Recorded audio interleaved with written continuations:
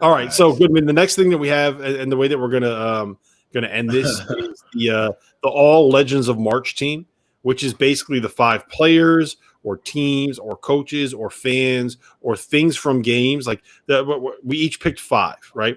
And it's things that you are going to remember from this first weekend of the tournament for a long time. And I'm going to let Day start. I'm going to let you have the first one.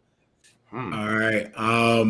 Vander Plas's shoe just exploding on him while he's playing. I didn't even see that. All-time funniest shit I've ever seen. I didn't see it. While he's playing, his shoe just literally. Fanta! Oh my God! Here we go. Good There morning. he goes. You all thought you were going to bed. The day is time. What time's the first PBI game, Goodman? All right, Fanta, real quick. What we're doing here is we're ending this with our All Legends of March teams. So we're all picking 5 players, teams, coaches, fans, moments, things that we're going to remember from this first weekend of the tournament for a while. So we'll go around. We'll make you be last on this circle. So think about it a little bit and prepare. So Vander Plas's shoe exploding while he's playing. They started with Vander Plas's shoe blowing up, which is might have been the funniest shit I've ever seen.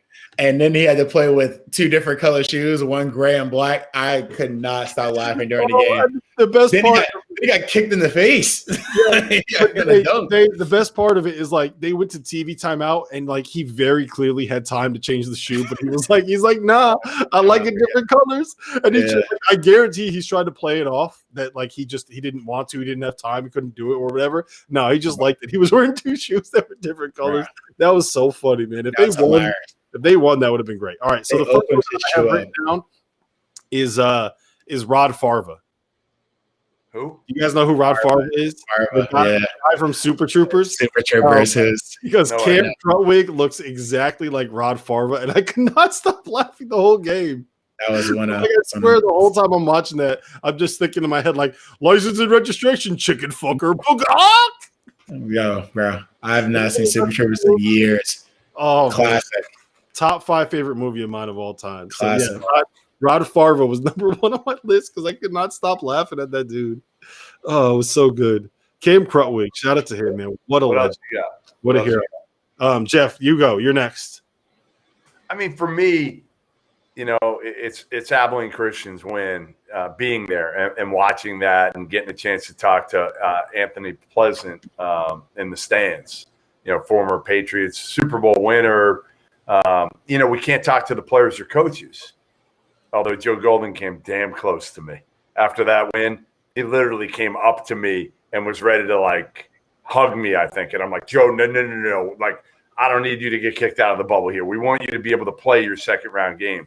But, yeah, it was just watching that game, which I thought was, like, one of the greatest upsets I've ever seen, not because of the number, but because of the talent, because of how the 2 teams looked on the court. It was like the ultimate David Goliath, right? Abilene had these tiny guards, and even up front, like they had their 4-man was like looked like Fanta.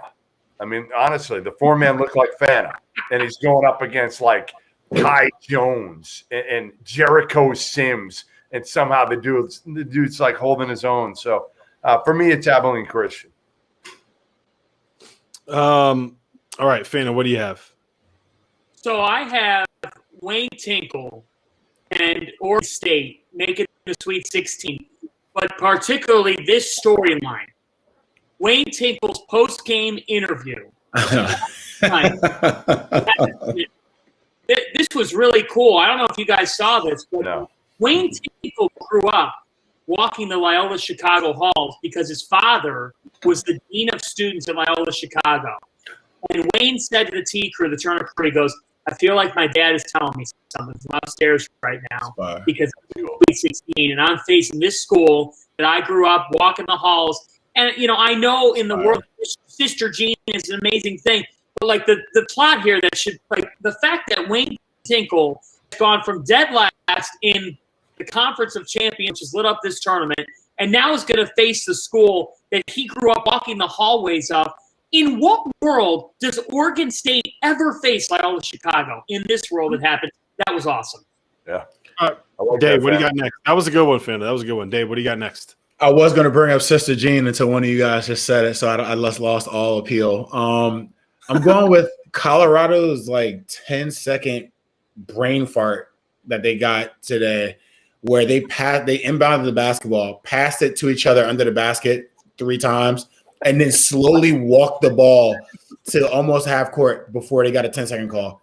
And then they were down 10 at the time or 12, and then they had a chance to come back in the game, and then they gave up a 3, and then they're down 15. It was like I was completely lost at what the hell Colorado was doing. Dave, can I tell you how happy I am we brought you on this podcast now? Thank you. I appreciate that. I'm happy to be here. No, you guys gave me my first job, so I'm pretty happy. First job in media. I was doing nothing. So no, his first job, period. This year. This is all period. Yeah. All right. So my next one, you mentioned Abilene Christian. The thing I'm going to remember from that upset more than anything else is the walk-on that did the horns down straight into the camera. That dude was planning that ever since he saw that they drew Texas. You know that dude was planning it because as soon as the buzzer went off, he ran straight to the camera and just did horns down nonstop. It was the only Everybody plans that when they play Texas. As soon as you draw Texas, that's like one of the most favorable things to do. Oh, it was so funny. Like, that kid, he was trying to do that the whole time. Good for him, man. Good for him. Jeff, what do you got next? I'm going to use some like personal deals because you guys are going to use. I don't want to take some of the ones that you guys have watched, but I'll give you a story. Georgetown game. We have a media section at Hinkle, and I had to take a leak, so I walked to the bathroom. You got to walk past the Georgetown section. All of a sudden, some dude starts yelling at me, turns around, this old guy, Goodman, you suck. You suck. You suck. You suck. Like going after me. And I'm like, I just stand there and take it. Like I'm smiling, but I got a mask on. Like I wish you could see my smile because I'm like, bring it on, motherfucker. Like I don't care. And you got JT3 fired. You suck. You suck. You suck. And I just stood there for a while and then Georgetown lost by 100. So it wasn't me.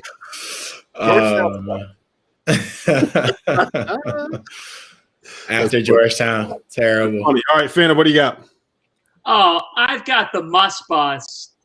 Taking the bus onto a table at Hinkle Fieldhouse. I was there. If you ask me right now, what is the most intense game, and I think, Jeff, you would be able to reflect in person, you could feel it through the TV. Hinkle's been the best venue, and Arkansas and Texas Tech play at this level that you can't believe they're sustaining the level throughout the game.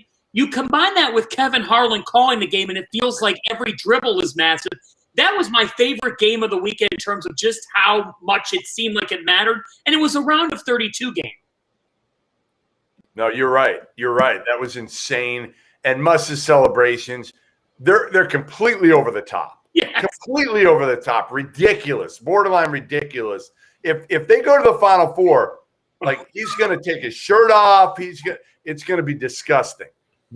He 100% plans all of those things. All of it. All of it. He's ready for it. He probably honestly like goes through it beforehand. Like it's probably like theater. Can I apply right now? I'm going to put the suggestion in right now. Hey, Big 12 and SEC, can you please set us up for an Arkansas-Texas Tech rematch next year in the SEC Challenge? Let's make that happen because I think Beard and Musselman, that is the best non-conference coaching rivalry. Beard, one celebrating and the other one did you jumping at the rest of the Beard waited. Did you see Beard waiting? Did they show that on TV at all? While Musselman is doing his whole shtick, Beard is literally standing there waiting for like 3 minutes for him to finish. You could tell like how frustrated he was, but he's like, I'm not leaving until Musselman comes up and I can at least do what I got to do and shake his hand or dab him, whatever he did. Yeah. Did you see Musselman afterwards on TV? So Todd Furman, I think that's how you pronounce his name. He's the gambling guy for CBS Sports. Said on the pregame show, he was like, "This is going to be like the biggest coaching mismatch in NCAA tournament history." And really? Musk got on like live on CBS afterwards. Like, yeah, there was some guy I've never even heard of him said that this was the biggest coaching mismatch. So, like, how do you like me now? No, Musk can coach. Look, there's a lot of things that you could criticize him for. Yeah, his coaching acumen is not one of those things. All right, what do you got next, Day? I had Cameron Krutwig's Goonies sloth from the Goonies celebration after stripping Aya on the side. It was pretty funny to see him celebrate that much. Like it was. You never really get a good look at a person's face during the game, and I saw him and immediately thought of that, and I couldn't stop laughing. So next one I have is the Groves brothers at Eastern Washington. Tanner Groves and Jacob Groves, just awesome. Killers, dude. They were so good, and it looked like they had Screech and Tom Hanks from Cat. That's part. Yeah, and they're just out there giving Kansas buckets nonstop. Now I thought they had the chance to win that game too. They did. They kind of blew it, bro. I thought they had a chance to win that one. Whatever, man. Like, look, the Groves brothers are legends. I love those dudes. I hope that they stay in college forever, and I wish that we could take them and put them on another team just so they would still be in the NCAA. Did you see Pat McAfee's tweet? He goes, these dudes are going to go out and destroy the YMCA league in another year. Someone tweeted at him and goes, hey, stay in your lane. He goes, white guys playing at the YMCA getting buckets is my lane. Shout out to Pat McAfee. All right, Goodman, what do you got next? I mean, what else but the Pac-12, baby? I went to Arizona. I'm a Pac-10 guy. Pac-10, okay? But I'm going Pac-12 here. And Pac-12, the greatest conference in college basketball. And who's arguing? Anybody want to argue? Big 10, how many teams left? 1. Big 12, how many teams left? 1. Summit League, how many teams left? 1. Pac-12, 4, baby. 4. Pac-12 dominance. 2 of them are playing each other next one. We'll see how many's left after that. All right, what do we got, Fanta? What's next? Well, I think I'm going to go right off the Pac-12. I just think it's amazing that the first night of this tournament, Mick Cronin and Hep Cronin get to enjoy that moment together. And Hep Cronin has to be on cloud 9 right now because he's basically, he's so used to being with his son. And people don't know this side of Mick. They don't see this side of Mick. And I actually think, Jeff and Rob, you'd be better at identifying this. But Mick Cronin came off as this, at Cincinnati, the guy that nobody liked, and he's kind of a little jerk, and Xavier fans only made it worse. And all of that. I've almost think that going to Los Angeles for Mick Cronin has been a good thing for kind of his rep. This is huge for him because the biggest thing was he can't make the NCAA tournament run. It just goes to show you that's such an arbitrary thought because this is the most random thing that we could have predicted that he now is standing in the Sweet 16 after a key injury. I think it's really amazing that he hadn't seen his father for 13 months. It's kind of full circle, right? We've gone through this pandemic.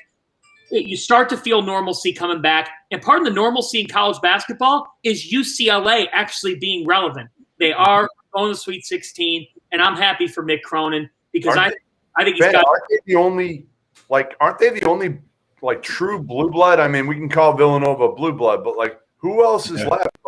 Duke gone, Kentucky gone, everybody. I mean, Michigan State, everybody's out now. UCLA Michigan. is blue blood left. Would you consider Michigan? No, I wouldn't even consider Michigan. What am I talking about? What am I talking about? Sorry. I would argue Villanova is a blue blood. Fine, but your point is well taken. Dave, what's next? I was just going to talk about how Sister Jean just had the internet on fire the entire Loyola run. Everyone was talking about Sister Jean and her scouting reports, basically. Scouting. Rob, come on. I thought that was hilarious. I thought I had everybody. I'm Sister Jean out. Ran with her. Everybody ran with it. It was 2 days. It's 2 days. Everybody ran with it. It was a fun. It wasn't nearly as bad as last Final Four. Yeah. You probably weren't here, Day. No. It was out of control because people were there, so they were all talking to her. I was actually right next to her in a room at Tinkle, and I don't know. I just feel like, you know what I feel like, and maybe I'm wrong, but I feel like Sister Jean takes away a little bit from the Loyola accomplishments of the players because so many people focus on her instead of the players. That's just me. Look, it's a fun story, but it's also kind of like, okay, like we get it. It's Sister Jean. She's a nun. I love basketball. Like, awesome, great. Let's move on. You have a team that can get to a Final Four again from the NBC. They right? refuse. They refuse. Yeah. They refuse. So the only other thing, I wrote down Kevin O'Banner and Max Asmus, but I feel like that's kind of easy. We've gone over. So the last one that I've written down, which like legitimately floored me, I could not stop laughing when he did this, is Fran Mccaffery today. Second half, they're down by 20.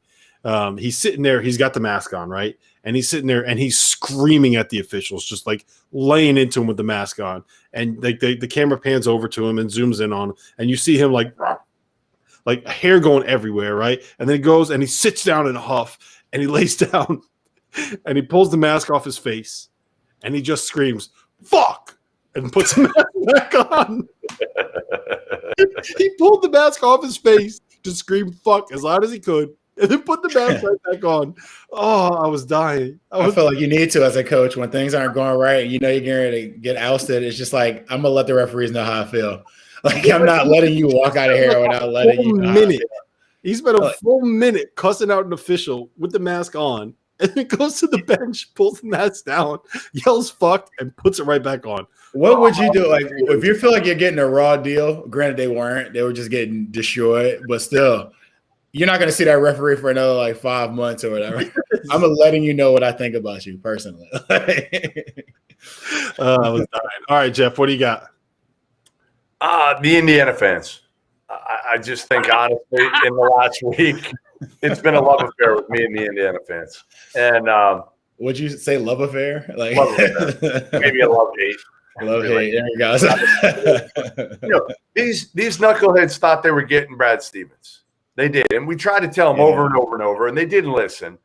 So Brad said it early in the week that he wasn't coming, but he was kind of a little bit lukewarm about how he said it. He didn't come out and say, "Hey, I'm not going."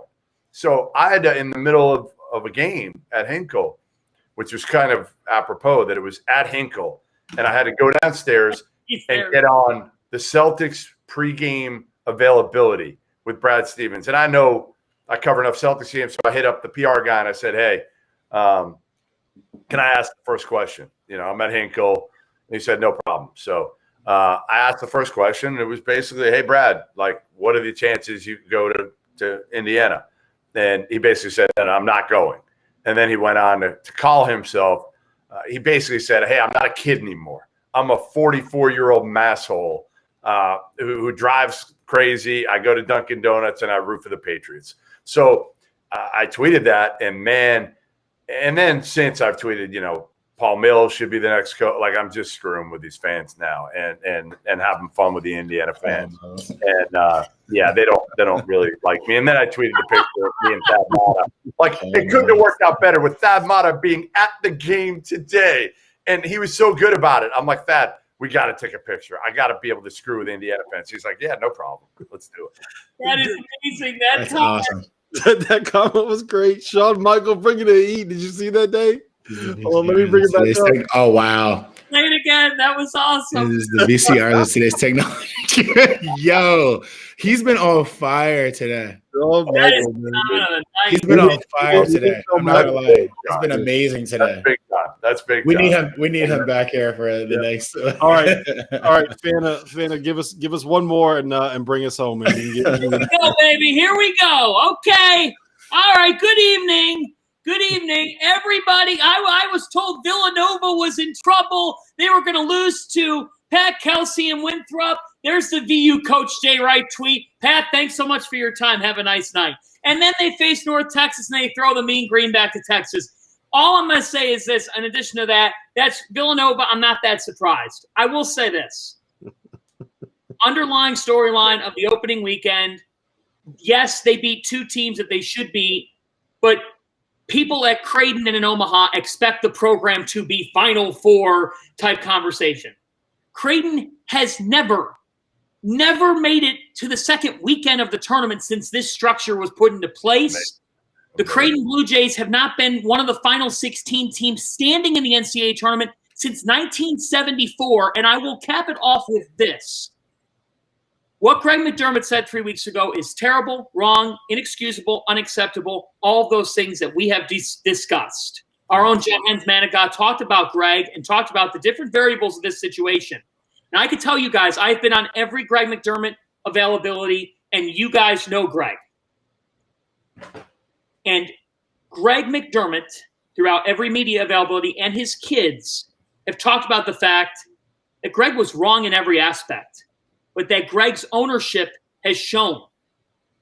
And in no way does it make it right. It doesn't. It's inexcusable.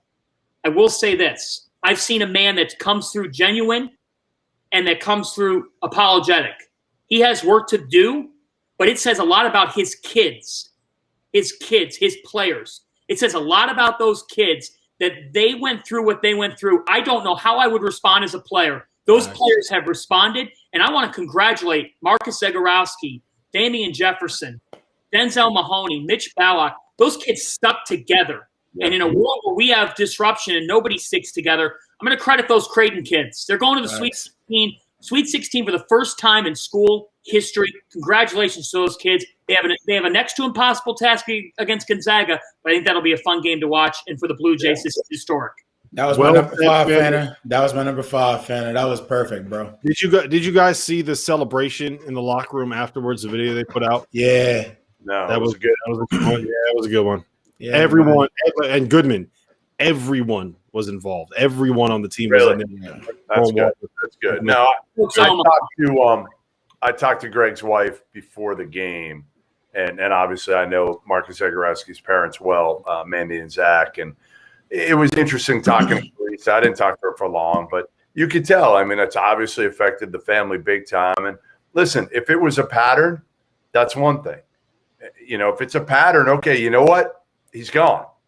But it wasn't a pattern, and it was like, I don't want to get into it, but it was obviously a huge mistake. And like you said, Fanta, he's owned up to it. And, you know, ultimately it's cool that these players have done something that hasn't been done there in so long. Facts. So long. Yep. This is the team to do it, too. So this is a good team. Yeah, it'll be fun. That game actually all right, can we, before we get off, can we give us the one game, you might have already done this, one game we're most looking forward to in the Sweet 16, what it is? I picked the Creighton game. He took I picked the Creighton Gonzaga. I took Florida State, Michigan. You guys got anything else? I was going to go Creighton Gonzaga. Mm-hmm. I just think, like, if Creighton's making their shots, and Gonzaga didn't look dominant today. They did not look dominant against an Oklahoma team that didn't have their second best player. I disagree. Okay, I was there. They didn't look dominant. That first half was. Austin Reeves played his ass off. Okay, Brady Manick was like 1 for 10 from the field. They had nothing else. They had nothing else, bro. And why? Why? Because Devion Harmon had COVID. That's why. How about just for a moment, just reflect off that, Jeff and guys. The Creighton Gonzaga line is like 13.5 right now. Ooh. Meanwhile, I'm just sharing this. Yeah. Meanwhile, let me take a step back. I will say, I'm a little bit surprised at this. I was surprised to see the Baylor Villanova line is only 6. Yeah, I agree. Whoa, only 6? That's Baylor could honestly. So I saw that game. That's what I fell in love with Baylor for the first time, by the way, a year and a half ago in Myrtle Beach. I saw Baylor play Villanova. Remember we did a Skype interview with you down in Myrtle Beach? Yes. I was in a I was getting lunch right on the beach inside, and we had the background of the beach. Absolutely, I do remember that. That game was awesome, and that I'm telling you, that's when I fell in love with Baylor. I'm looking for the line. Colin Gillespie had 27 points in that Myrtle championship game against Baylor. He was the best player on the floor for Nova. Yep. I'm just wondering how Jay Wright, and if anyone could do it, it's Jay, but Jay's going to have to limit the possessions. I just don't know how Chris Arcidiacono and Caleb Daniels are handling Teague and Mitchell and everything Baylor throws at you. This is a mighty, mighty challenge for Nova, but I give Nova credit. I mean, I'm with you guys. I'm one of the people. I did not know how they were going to piece anything together this weekend, and they won both games by double digits. I'm curious. Go ahead, Dave. Which one is a mightier task? I mean, I feel like Villanova's is actually a little bit more of an uphill battle than Creighton's. I feel like if Creighton comes out and shoots the ball well, they got a really good chance of beating them. They do. The only problem that worries me about Creighton is that obviously they have their four wings and guards that will be on the perimeter. Kristen Bishop isn't the type of guy that's going to catch the ball in the post and put any pressure on Drew Timme, but he is going to ball screen and roll his ass to the basket and hopefully get lobs and or catches and swings and stuff like that. So I just wonder what kind of pressure they can put on the bigs, because that's where they're like susceptible to lose that. Yep. One thing Nova's done when they have pulled off a shocker. Last year they played Kansas at Wells Fargo. Kansas was a better team at the time. Nova won the game by a point. Yeah. You know what Jay Wright did? He said, he went Rolly Massimino. He took the air out of the ball. He took the shot clock down to 10 every possession, and he said, then we'll move and we'll get a high percentage three. Okay. But I'm shocked, honestly. Like, this Villanova team is still – they beat Winthrop in North Texas. I don't know how they compete with Baylor's backcourt. If there's anybody that can do it, it's them. But I would give Creighton more of a shot just because I think Creighton's got more firepower. What I would say to that, Fanta, is what I expect Villanova to do is play. I don't know how much the Chris Arcidiacono is going to play. I think they'll go with Justin Moore kind of at the one, but then just run everything through Jeremiah Robinson Earl again and try and dare them to put Flo Thamba or JTT on him at the 5. And I think what will happen is then the move that Scott Drew will do is then put Mark Vital on Jeremiah Robinson Earl, and I think that would be a tougher matchup. But then you're looking at a situation where you're going to have 4 guards, and I think that what Villanova can do then is find a mismatch somewhere. Whoever Matthew Meyer is guarding or whoever Maceo Teague is guarding, try to get them in a situation where you can kind of get them going against a closeout or something like that. So I think that there are ways to do it, especially with the way that Jeremiah Robinson Earl is playing, but that's a tough matchup. And then so my take, I told you this before, my take on Creighton Gonzaga is Gonzaga and Creighton basically do the same things and want to play the same way, but Gonzaga has the better player at every single position. Go through the list. Go to the list and tell, like, we went through I already got castrated while I was on here. The group they were not happy with me. Yeah, I did not like when Day said he'd take Marcus Zagorowski over Jalen Suggs. I was like, for what Marcus Zagorowski does for his team versus like what they expect from the top 2 scorers for Gonzaga to do for the team. Jalen Suggs isn't one of the top 2 scorers, so Zagorowski has more opportunity to go out there and be more aggressive because that's what he does for his team. You know, that's the problem with Zagorowski. Honestly, I don't think he's selfish enough. He's not selfish enough, but he also is their leading scorer, and if he needed to be, I feel like he would go that route. I just feel like with their team, they have 4 to 5 guys that are going to average double figures. Yes, Zagorowski is the catalyst. Right. Goodman, real quick, that we've had like 7 questions about it. Can you just let people know like what happened with Thad and like what happened there? Thad, it was a incorrect report that Thad Matta got hired and failed the physical. And Spike put it out. So I asked that. I literally asked that, and he's like, "No, it's complete BS." So, hey. Did you guys see – I have to tell you this because it was classic. Did you see the tweet? So I put out a tweet when I went to Purdue the other night about the statue of Robbie Hummel. Did you guys see that? No, I didn't see that. No. So I put out sources. I put out sources. Robbie Hummel statue is in the works here at Mackey. Likely spot is immediately next to this one of Wooden, and there's a statue of John Wooden out front there. So the best part of it, guess who responds? There's a head coach of a team that is still in the Sweet 16 right now, and a top head coach. This is what he responds. Love this. Let's go. Robbie. He was super excited about it. Completely fell for the Robbie Hummel statue. I'm going to give each one of you a guess. Dave, I'll start with you because Dauster, I think, already knows. I know the answer. You guys are going to be laughing. Which coach texted that in the group text to me and Robbie? I'm going with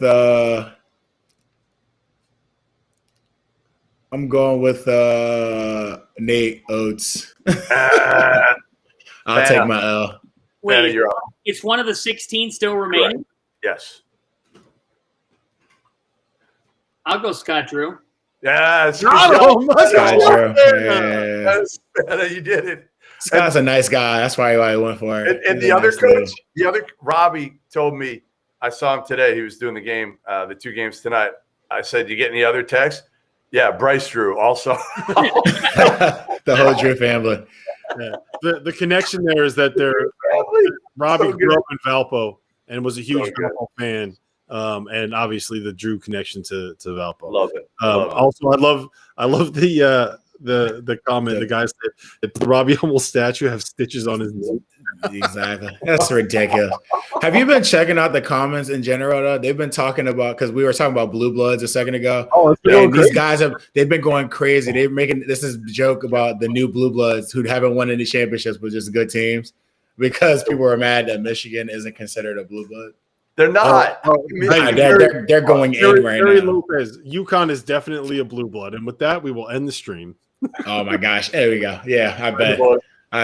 Hey, Fitz, I saw the reaction. Do me a favor. I want you to list out all of the college basketball programs that have won 4 national titles since 1999, and go.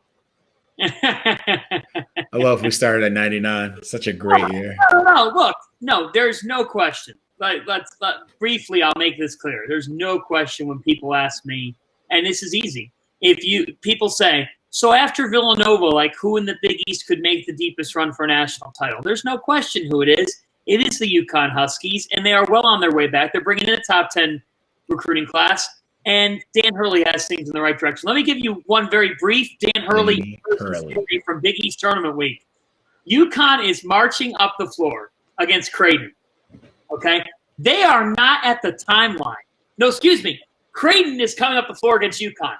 Creighton has not even passed half court. You know on Twitter when there's those tweets, no one, colon, and there's no words, and then it's, in this instance, it's Dan Hurley. Dan Hurley, in a silent Madison Square Garden, 3 seconds! There's not one person in the painted area. Stu Jackson is on the other side of the court. Stu Jackson, Senior Associate Commissioner of Big East Men's Basketball. Stu, how did this crew get hired in crew? I heard Dan Hurley was mellow. Somebody said, "No, he's really cool. He's really cool. He could get nuts, but he's really cool. I used to play against him.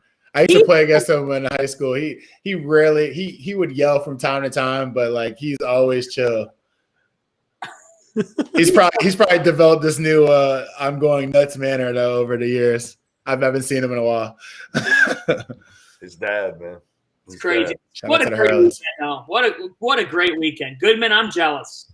Great. Yeah, it's been fun. I mean, I tweeted out. It's been 18 games in 101 hours that I've seen. 18 games in 101 hours. And to be honest, I would have done all 8 today and yesterday, but the NCAA, David, damn it, Warlock, let me see 8 games next time. It's bullshit. Complete bullshit. There's no way. Trying to hold the man down. That's what you're doing, Warlock.